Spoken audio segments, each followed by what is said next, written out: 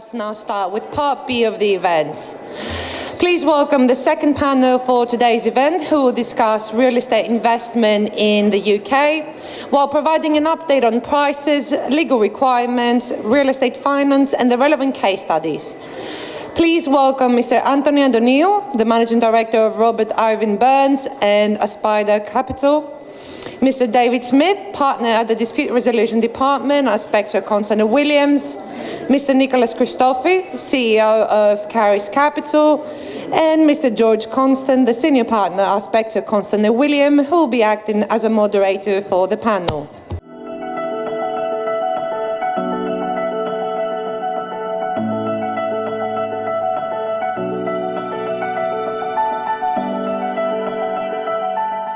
Hello, everybody. Welcome to our panel on real estate in the UK. Thank you, everybody, for being here, especially the people that have travelled from Cyprus. Glad you made it, coming from 27 degrees to -1 today. Thank you, Savvas, for organising, as always. I'm very pleased to be here with the panelists. We've got a great bunch of people here to talk as experts on the subject. And Nick Christofi, as Marina mentioned, is CEO of Karis Capital, a very active finance brokerage in London. And we work very closely together on real estate and real estate finance. I'm also very pleased to have two social media and LinkedIn stars. If anybody sees their number of followers, they will realise. But these are two great guys, big experts in their field. David Smith is a property litigation partner at our firm, Spector Constant Williams. He is a specialist with residential tenancies and speaks a lot at many conferences, and he's quoted quite a lot in newspapers and magazines and all sorts. And Antony, who many people have seen before at these conferences, is the owner and CEO of Robert Irving Burns.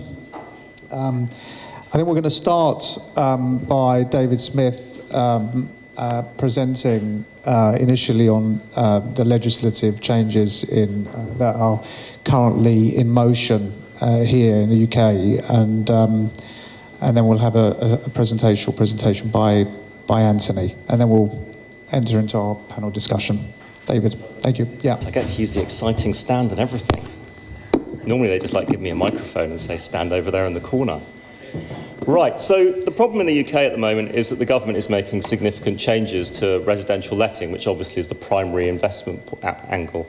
But actually the real problem is that most people don't understand what the government's doing, and the internet is full of complete nonsense about what the government's doing. And actually, ironically, this makes it a really great time to invest in the sector, because there's lots of opportunities out there as people who don't know what they're doing run away in fear. And therefore, there's actually quite a lot of really great investment targets available at really, really good prices. So the UK has tended to actually be less regulated, especially in England, than most other European countries in respect of letting. There's never been a requirement in England for a landlord register. Most things devolve to whatever the contract is that's agreed between the landlord and tenant. There's no particular form of control of rents. They float with the market. So it's generally been fairly laissez-faire for a very long time. And that started to change slowly from the early 2000s in the Blair government onwards. But what the government has really done now is brought things very much in line with what you would find in most other European countries. So fixed-term tenancies will disappear. Tenants will be able, in principle, to remain in properties as long as they want, giving 2 months' notice at any time. Now, this has caused a lot of consternation because landlords were very used to a scenario where, at the end of a fixed term, which was usually only 6 months to a year, they could simply give 2 months' notice to the tenant without having to give any reason why and remove them from the property, and the court would enforce that. So that was called a Section 21 notice, and that's gone. But the problem here is that landlords have become very lazy in terms of how they operate because they never bothered, therefore, thinking about all the other ways that they had to get possession because the Section 21 notice solved all problems. It was an easy option. Why bother? So going forward, landlords will have to have reasons to gain possession. But that's not really that hard because at the end of the day, if there are sensible reasons and the court system is giving you possession based on those reasons, that's not that bad. If the tenant doesn't pay the rent, that is a reason to get possession. If they damage your property, that is a reason to get possession. If you want to sell it, that is a reason to get possession. So in fact, there are a whole host of perfectly acceptable and reasonable reasons to seek possession in the system. It's just in the past, no one's used them. And so people have tended to develop the idea that they are unusable simply because they have not been used. And that is not true. So those possession mechanisms will still exist, and they've actually been beefed up considerably under the legislation. The courts in England and Wales are slow at the moment, but the government has also invested a considerable amount of money in making them quicker. And there are new digitisation projects which will come into fruition in the next year or two to actually speed up the court system. So one of the problems with all of this is that people think that things are really bad when actually they're kind of the same as most other places. And in fact, in many ways, quite good, because lots and lots of landlords, because they're nervous, are thinking about leaving the sector. So one thing that I think is particularly telling in this regard is in the last 3 quarters, the number of possession cases have gone down across the country, except in London, where the number of possession cases are rising, which tends to suggest to me that London landlords are selling up. So in fact, there is actually quite a lot of landlords who are keen to exit the market. And the reality is, the truth of the secret truth that the government doesn't like to advertise, but is their plan, is that they want a lot of these landlords to exit the market. And what the government is desperate to achieve in England is the removal of the hobby landlord who's got one property that they got from their granny, or that they got when they got married to somebody else and they had 2 houses, they kept one, rented it out.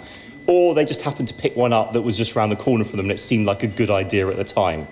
The government wants to move those people out of the sector, in part, of course, because it wants them to invest in shares with ISAs that are invested in the FT, in the FTSE. But that's probably more of an Antony discussion or some of the other guys to talk about. The government would much prefer those people invested in shares than parking their money in property. Not least because they'd pay more tax as well. And also it wants all of those capital gains tax receipts that they would get if all these people sell off, because many of them have held their property for a very long time. Their capital values have massively increased, and there's huge wedges of CGT that the government could have access to if these people sell up.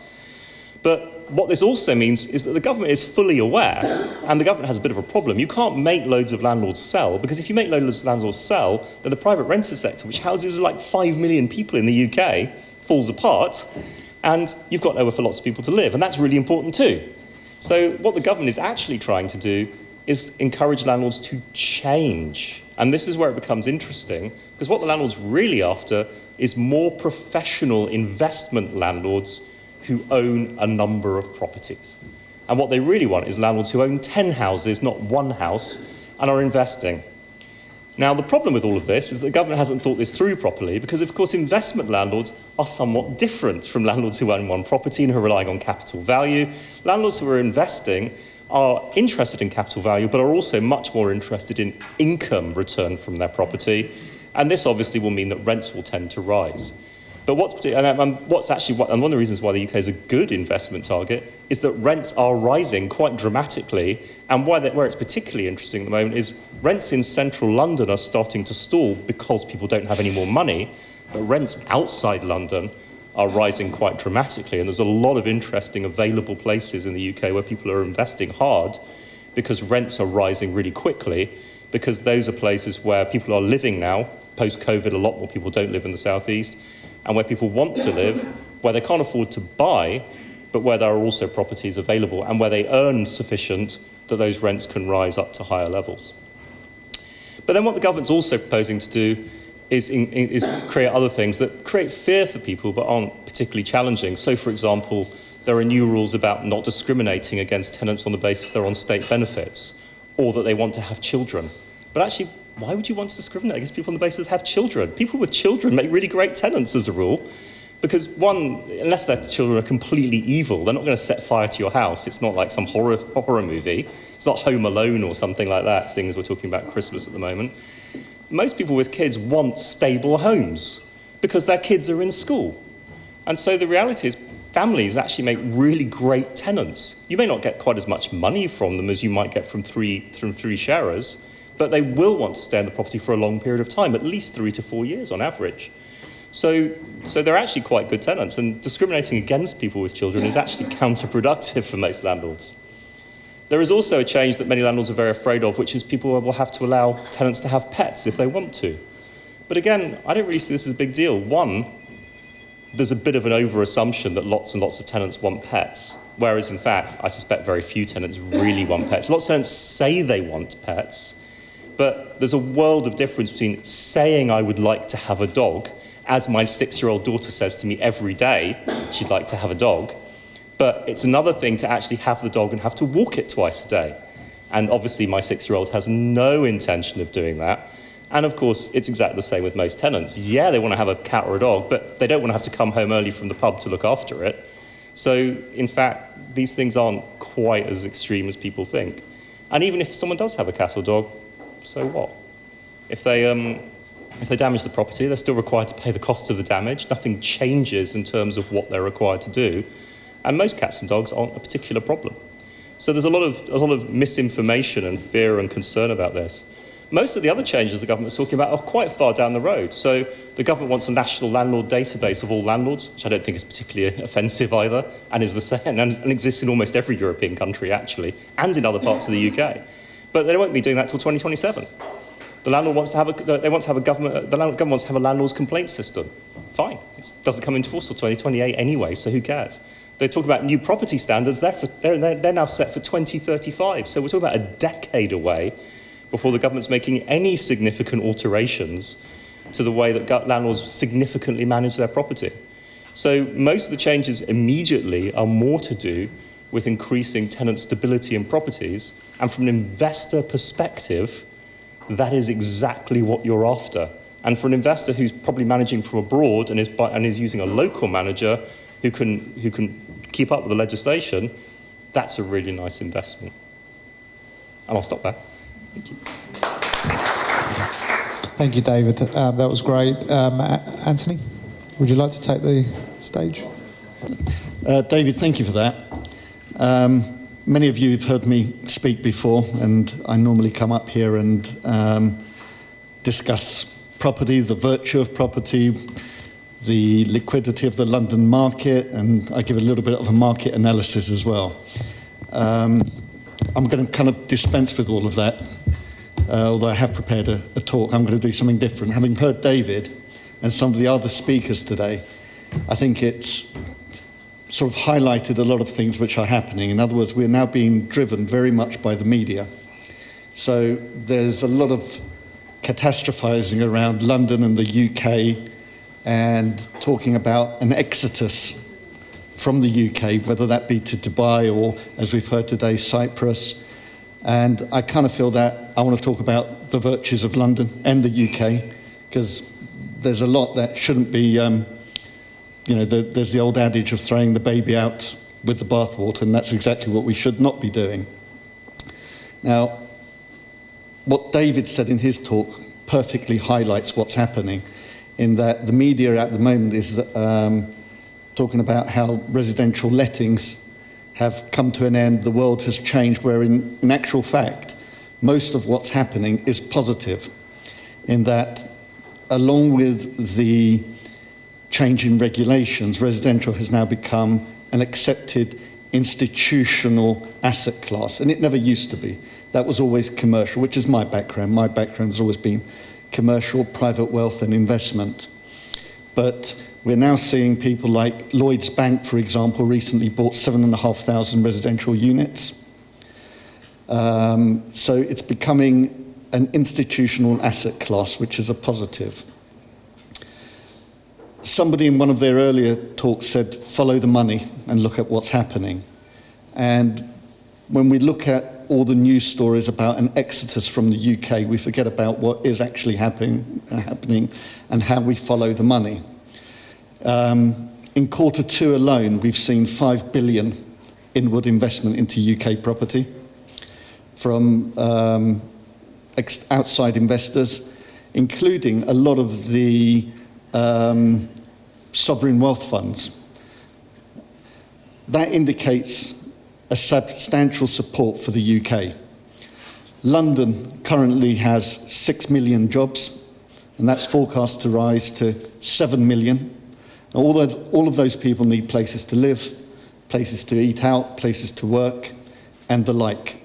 And all of that supports London and the UK. London, in particular, has a GDP which is higher than a number of European countries, Sweden, Austria, and that is phenomenal, and we shouldn't actually forget what that means. In the last 2 quarters, we have seen over 20 transactions in commercial office investment, north of £100 million per transaction.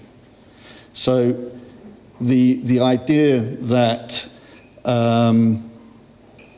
other countries are on their ascendancy, such as Dubai, which is obvious, one of the countries which is often in the media, at the expense of London, I don't buy at all. So whilst I'm very proud of my heritage and would love to see Cyprus go from strength to strength, and it will, that doesn't mean that it's the end of London, the UK, or UK investment.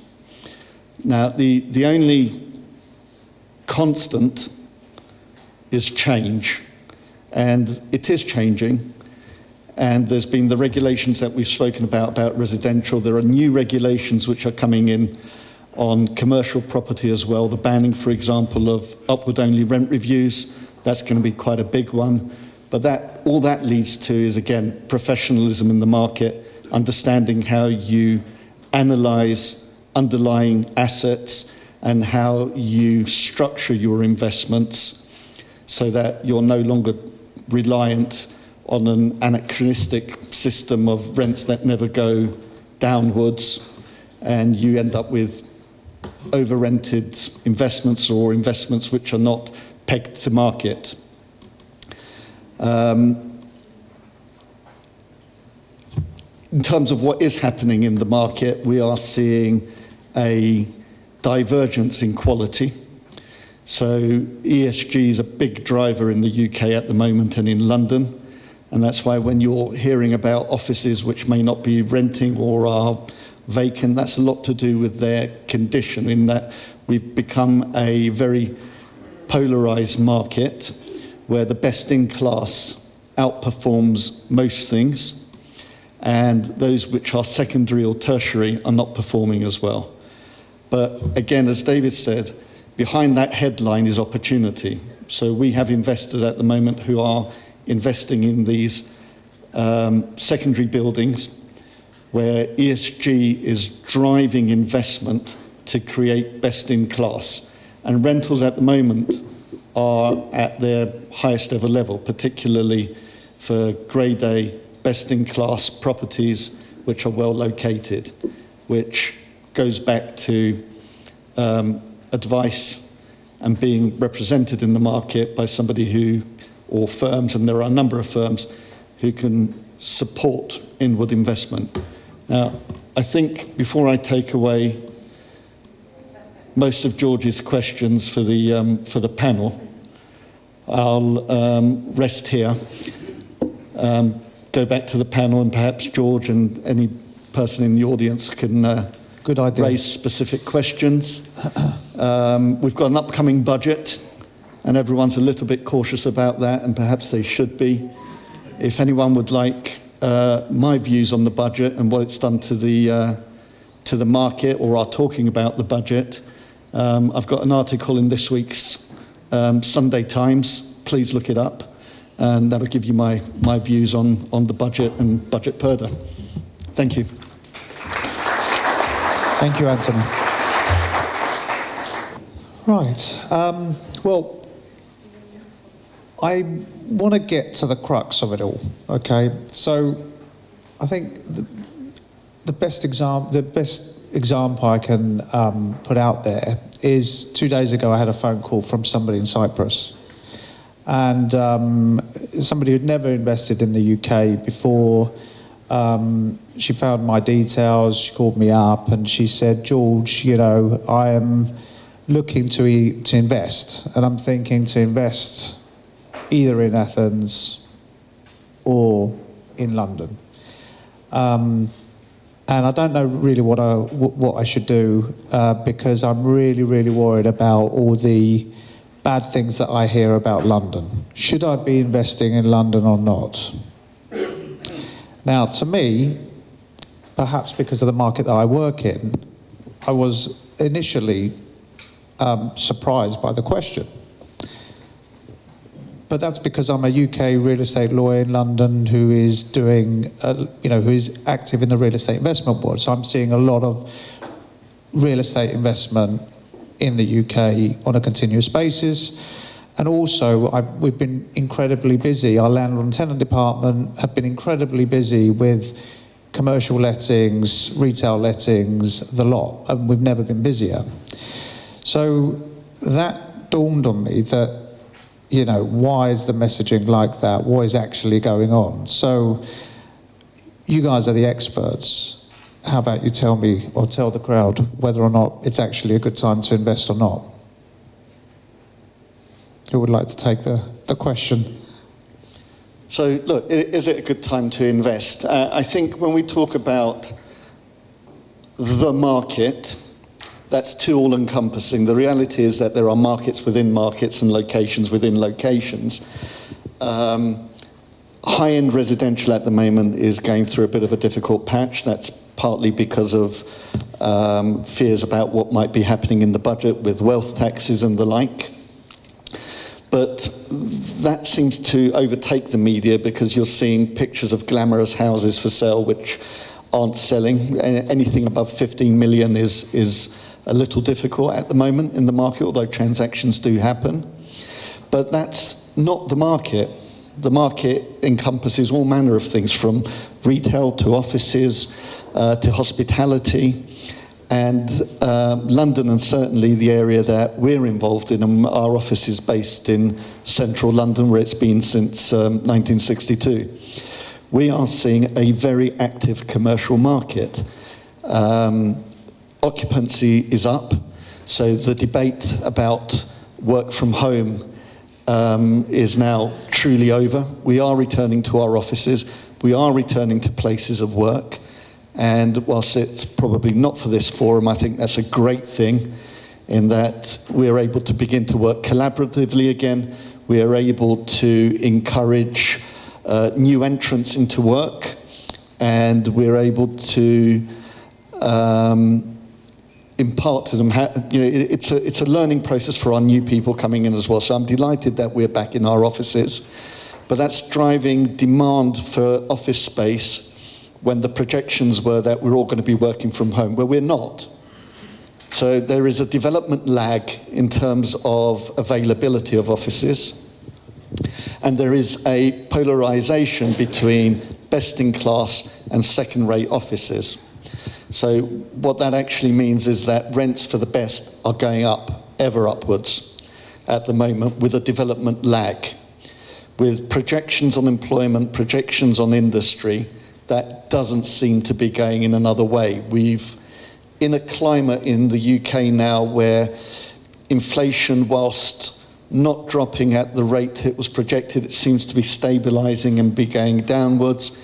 Interest rates again seems to have gone over their peak and are on their way down. We had expected them to go a little lower, a little sooner, but the projections are certainly downwards. So if you put all of that together, along with, and whilst we are not financial engineers, we are real estate people, if we put that together with what's available in the finance market and how you can peg finance to real estate, I think it's a great time to invest. And I think that cues you in, Nick, perfectly in terms of finance and what's happening. Can I? I think following on from what Antony was saying, I think when you look at a market, and we're if you go back, say, pre-Liz Truss, and everyone's in a rising market, you don't have to be an expert in property to do well out of it. And I think historically, the country has probably created some accidental millionaires, so to speak, which amazing. But I think with where the market is at the moment, you really have to know what you're doing. And it's causing a lot of people to your non-professional entities to come out of the market, and probably because they've either had fingers burnt or the rise in interest rates has meant that they were using that surplus from what their finance was to what rents they were getting as disposable income. That's all gone now, and that has created opportunities now for people that do know what they're doing to come back into the market. Couple that with the right financing packages that are available now. I mean, George, you'll concur with this. We've probably never seen so much liquidity in the market from all types of lending institutions, whether it's the clearing banks, whether it's private equity investing into the living sectors, whether it's the specialist, we call them the specialist lenders, which are taking a huge market share from the clearing banks at the moment, because about 2 billion, wasn't it? I think some recent huge. I mean, one of the challenge banks that we deal with is now the fifth most profitable bank in the UK, the fifth biggest bank in the UK now. They're still understanding what the requirement is for professional landlords. We're not limited to 50% LTV. We're not limited to having amortization in there. That's not what real estate investors want. They want to be able to have the right leverage to be able to grow their business. Okay. Now, leverage used in the right way can be one of the most positive things that you can do. Okay. But unfortunately, we are going to see, I personally feel we're going to see some casualties within the market over the next 6 to 12 months, just simply from mismanagement from people that don't know what they were doing, and they were in a rising market. Yeah. You know, David? and that will create opportunity for everyone. Yeah, I completely agree with both of these. I mean, the reality is, from a perspective of smaller landlords, even quite big landlords, they've been able to basically coast along with actually quite crappy investments on the basis that the tide was just rising and all ships were floating because property was just worth more. And there are lots of landlords who basically haven't been making any money for quite some time on their rental properties, but didn't really care because the property was worth more. And the problem with that, of course, is it's only worth more if you never actually really sell it and find out what it's actually worth and then pay the CGT. And the reason there's all these stories about high value properties is because people are whining because it's the people who own those high value properties who talk to the press a lot and have access, who are moaning because they're not actually getting the money they thought they would get when they invested into a bubble. But there's lots and lots of really great investment in mid-tier property because basically people need places to live. And the UK has an appalling and never-ending housing shortage that the government, even if they build the 1.5 million houses they claim, won't even touch the sides of the problem that they've created here over multiple governments. And so there's tons of opportunity to invest in just general housing of all types. Thank you, David. So I think that brings me on nicely. You know, David's talking about primarily residential, but what are you guys seeing in the market in terms of trends, in terms of the type of asset classes that people are investing in at the moment? So the individual buy-to-let purchase is not there anymore, okay, for your smaller landlord. Stamp duty is way too high. Cost of finance has obviously increased. And you're probably not, a lot of investors would maybe look at what their cash-on-cash returns, and the yields just don't allow them to achieve what they were before. We're seeing a huge amount in the living sectors, so co-living, we're seeing, and we do a lot of residential-led investment finance, so co-living, purpose-built student accommodation, care homes to an extent, anything where there's an operational aspect which is underpinned by the real estate and not just the real estate, the dry real estate itself. Residential development, we're starting to see a lot more coming back. people are looking at what their exit strategy is when developing. They can't solely rely on sales now. The sales market, without the Help to Buy, isn't there as much anymore. Housing schemes are fantastic, but we have got a big problem with regards to the Building Safety Act and the quota in which the government want to achieve of 300,000 new homes a year just isn't there. So from my perspective, if we're going to get on and build homes and create places for people to live, then there needs to be a huge push on two areas for me, and it's on planning, which is everyone's been going on about that for years. The planning system in the UK, for me, is absolutely broken, and I think we need to start looking at how we can speed up. I don't know if relax is the right word, but do something about this Building Safety Act with regards to the new fire regulations, because anything above 18 metres now, you have to go and get what's called Gateway 2. And if that could take 9 to 12 months, if we don't speed that up, we're just not going to be able to deliver the new homes that we need. Okay, I think, George, your question was sectors and where else people are investing. And Nick, you've hit the nail on the head in that residential is almost flavour of the month at the moment for the institutions. I mentioned Lloyds Bank has just recently bought 7,500 homes. We've got Blackstone, KKR. We've got all the institutions coming into large-scale residential. But what that means is that some of the other asset classes, which were largely for the professional investors, are now available to what I would call retail investors, and I'm talking about investment in commercial. That's in the retail, hospitality, office, and mixed use. And providing that you're getting the right advice, these are some really interesting sectors to invest in at the moment, where yields have gone up. And as I've said before, whilst we understand financial engineering and we can peg covenant income to debt, if you understand the underlying real estate value, the bricks and mortar value, the alternative uses of property, commercial is now a really interesting asset class, over and above, say, owning 2 residential units. So I would suggest that any investors who are interested in real estate investment, and we can talk about the advantages of real estate at some point if George wants to take us in that direction. But the occupancy demand for the right kind of stock is up, and that's across sectors. And that is a very, very interesting area that we should look at. Yeah. Can I focus just a little bit on the office sector at the moment? Because there was a couple of interesting stats that I saw a couple of days ago, in that, first of all, it looks like, at least in London, we're back to a 4-day week, at least in terms of the footfall. 5 days in my firm.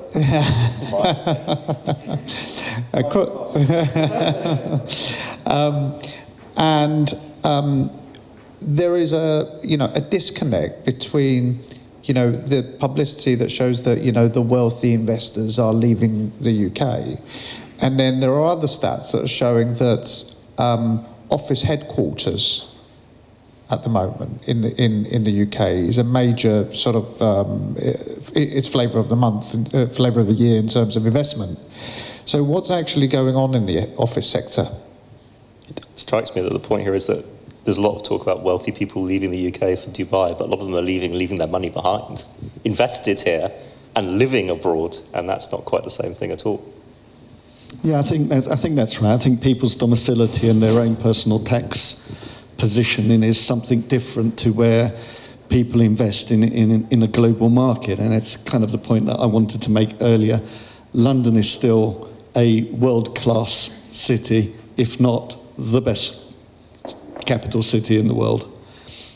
Certainly, if we compare it to other European capitals, or European economies, it's a country mile ahead. So in terms of what's happening with office headquarters, we're seeing rents ahead of their peak for the best in class, because the best in class doesn't exist, because people were projecting that it was the end of work from the office. It certainly isn't. As you say, the statistics are back. People are back in the office, and there is demand. And, you know, we've seen before, you know, the people talking about the banking industry leaving, but we forget that if you live in Switzerland, it means you live very differently. And we spoke earlier about the whole package for Cyprus. Well, the UK and London has an entire package as well. If you live in Switzerland, you go to bed at 9:30 in the evening and restaurants close at 9:15. It's a very different world. Whereas if you're in London, we have all the amenities that London has to offer, from world-class galleries, theatre, restaurants, and all the other attractions. So when you tell the banker that he can save X on tax, but he has to live in a particular place, that's a short-lived exercise for them. So when you're trying to attract global talent, London is a great place to be headquartered, and hence the demand for offices that you mentioned. On the offices, obviously there was a huge push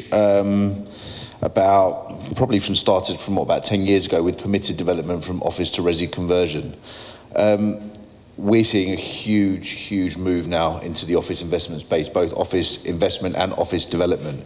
And in the last 5 years, speculative office development probably wasn't there, but we're starting to see probably some of the bigger family offices and high net worth investors taking a punt is probably not the right word, but the calculated risk that speculative office development might be the way to go. Can you see people converting now residential back into offices? Financially makes sense. From a planning perspective, not a chance once it's been implemented. Yeah. So what we have seen is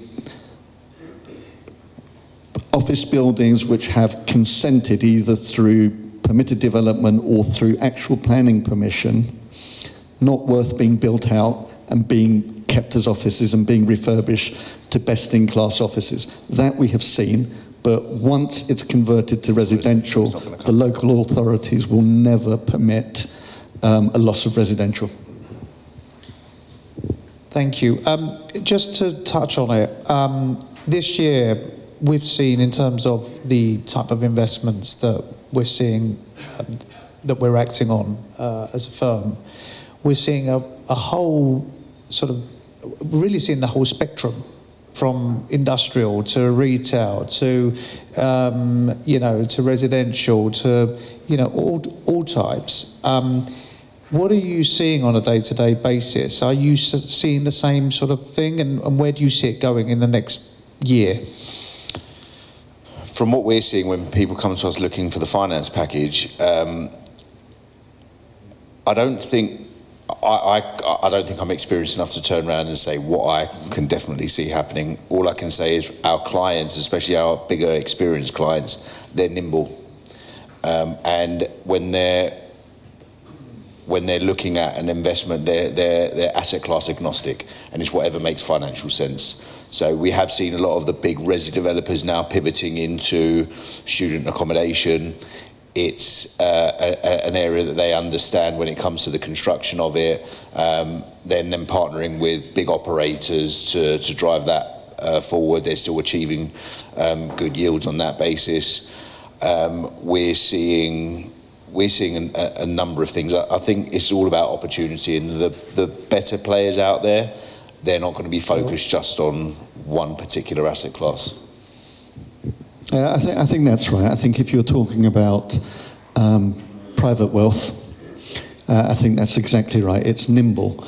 But what's interesting is that a lot of the larger stock, which is owned by funds and institutions, are governed by analysis that they rely on. So they have a weighting, and their weighting changes, which is why they offload stock when they're overweight to a particular sector, and that weighting changes. So we saw, for example, distribution, be it an industrial, really being flavour of the month, and yields fall in outer areas of London to lower than yields in Mayfair. Yeah, and that's because suddenly it was the class that institutions needed to invest in. They then realised they were overweight to that, and they're offloading that stock, which is what provides opportunities for our private wealth money. At the moment, we are looking very much at data centres, and that's off the back of AI, and the amount of, because people forget that, AI, we think of something in the ether, in the cloud, that magically happens, but it's actually a very power-hungry industry, and one that does need real estate, and that's data centres, switch centres, and the like. So we are identifying opportunities in both land and industrial that has the power capacity, or the ability to have the power capacity to run data centres. So sectors change, George. Thank you. Our time is running out, so I think I'm going to ask just a couple of questions. Just purely on financing, Nick. I know we've talked about different investments and asset classes, but generally on real estate financing, what is happening at the moment? Apart from acquisition financing, if you like, what's the appetite on refinances, rates, and things like that in the market generally? Yeah, so refinancing for us has probably been our biggest market for the last 2 years, understandably. If you look back at the last 10 years, everyone has virtually had, especially pre-Liz Truss, has had free money. So when lenders were offering new terms to their clients, it was much of a muchness between all of the banks. There wasn't really the need to move on. I think what's happened is, because of the impact that interest rates have had on the yields of these assets, that then has an impact on the values. So we're starting to see a lot of people moving away from the clearing banks, moving into the more specialist lenders, that they may pay a slight premium for the money, but it achieves everything that they need it to, okay? So we can still go to 75% on residential, for example, and have a sub 6% fixed interest rate for a 5-year period. Commercial, obviously the risk weighting from the banks means that they have to charge slightly more for commercial money. That is making things a little bit difficult, especially in prime locations where they're low yielding. But I think for us, and where we see the business moving forwards, is there's going to be a huge amount of refinancing advice that is required. So guys we'd have clients that we were courting for 10 or so years. We couldn't get a sniff because they were so well banked. All of a sudden, these guys are having to come to us because they need alternative financing where the high street and their existing relationships aren't there. So we see that as a big market moving forward. Liquidity is amazing. We're still seeing rates from as low. We quoted on a semi-commercial deal in the West End the other day, and it was quoted at 1 over base. Low leverage, good quality asset, strong borrower. But we are seeing pricing now come down, which I think is going to be quite positive for the next year or two. The market. Okay, well, we've got probably the most highly anticipated budgets coming up. So it'd be wrong of us not to consider the budget in this panel discussion. It seems that people are holding back or waiting to see what's going to happen. I'm not sure that we know, or we probably know already what's going to happen, but what are your views on the budget and the impact upon real estate? Is that other than read my article in the Sunday Times, George? Okay. So I think one of the worst things we've seen about this budget is how much we've spoken about it. And that's really the point that I'm making on Sunday, in that we used to have budget purdah. In other words, we don't talk about the budget once we're in budget time. Whereas at the moment, there has been so much public debate, we're almost having, the budget created not by the Chancellor, but by the media. So much has been spoken about, from general income tax rises to wealth tax to that. It's created inertia. The truth is we don't know what we don't know, but we have to suffer this inertia until we wait and see, and we're a week away. And I hope it won't. I don't think it will be as drastic as has been predicted, and I think that's the government have been very good at fear-mongering, so that the end result probably won't be as bad as we're all anticipated, or at least that's what I'm hopeful for. But things like wealth taxes are obviously not great for our economy and not something that I would support. But the biggest thing is, I don't think we should be talking about it in the way that we are, and that budget by media is not a good thing for the market. David, do you want to comment? Yeah, I would say there are two things that I've learned about budgets over the years, doing a fairly large amount of policy representation work, which is one, most budget predictions are wrong, especially the ones in the media, and of course deliberately so, because the government puts out and tests ideas in part through the media increasingly. And the second thing is, it's never as bad as people think. And inevitably what will happen is, as you come up to next week, the markets will get slower and flatter and flatter and flatter. And by next Friday, everyone will be going, oh, that wasn't that bad. God, the market's doing really well. Isn't everything great? And that's what always happens. And it will happen even more this time, because the pitch rolling has been so extreme, and I think deliberately so, as has just been said, it will look like, yeah, what was that? I mean, unless you lose trust, obviously, in which case it's much worse than everyone thought. But in a sense, that's the point. Governments are so afraid of what she did that they're very keen not to do anything that's going to spook, particularly the bond markets at the moment, beyond a certain point. Yeah, I think I agree with the guys here. I think the feelers were put out, so to speak, from the government to see what the reaction from the public would be. I can't see the wealth tax coming in, if I'm being honest with you. I just don't think you can justify having to pay a tax every single year to live in a house that you've already paid for. I just think it's absolutely ludicrous. And I think if they do bring that in, I think that will just now put the nail in the coffin for Labour, which they're clinging on to anyway at the moment. So I think if they go and do that, it's a nail in the coffin for the Labour government. Let's hope they find a way to open up development in absolutely. in the UK.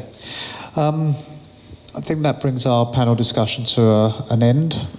Thank you, gentlemen. I'll put it out to the attendees if there's any questions for the panelists. Don't ask me about the UK losing its identity, man. Actually, my question is, both Cyprus and UK are common law countries. And recently in Cyprus, we have judgments from the Supreme Court, which is something completely new for us, where basically they ruled that a tenant that occupies a property without paying a rent is a criminal offense, which basically what is telling us through this ruling is that we can avoid the long civil procedures to evict a tenant. This is something completely new for us. Do you have something similar in the UK? And if yes, does it work actually? I mean, it's speeding up the process. Thank you. No, we don't really. I mean, there have been a couple of cases where tenants were prosecuted successfully for fraud, where they had occupied a property with provably, which is the hard point, no intention to ever pay the rent. But there's never been a position where a tenant is found to be committing a criminal offence simply because they are not paying the rent at the current time. And I can assure you that if there was, the government would change the law to fix that instantly. I mean, one of the things I think is quite interesting about Cyprus and the UK is the interaction between them. And there have been a number of cases where the UK has ruled on property in both parts of the island. and about ownership and things like that. So there's actually quite an interesting crisscross there that's from a legal perspective at least, quite fascinating. I think some of that, I think they might have done that in Cyprus because it was a quick fix to a problem that they had in trying to recover unpaid sums, whereas our court systems are a lot quicker than perhaps what Cyprus is. Cyprus also got itself in a hole, in part with the European Court of Human Rights over emphyteutic leases, which is just not a problem here, because emphyteusis hasn't existed in the UK since forever. So that's part of the problem that they're in is the same problem as Malta's actually in, with emphyteusis and how that's working and not working in practice. Yes. Can you see more people moving away from private tenancies now and going down the local authority route because it sits outside of the Act? I mean, there's a lot of interest in some of the asset classes you talked about with student letting and things like that, because there's an exemption for purpose-built student accommodation within the legislation. Yeah, there is an exemption if you let your property to a social housing provider and they can let and then they can get it back. In fact, most social housing providers do sit within the Housing Act 88, and to some extent within Red's right up, they have exemptions from bits of it. So this is where I think things are interesting. There's more creative approaches which are quite exciting. Sorry. Yeah, I will be speaking on one of the panels later. So I'm British, but I've not lived in the UK for very many years. I live in Cyprus. And I grew up not in London.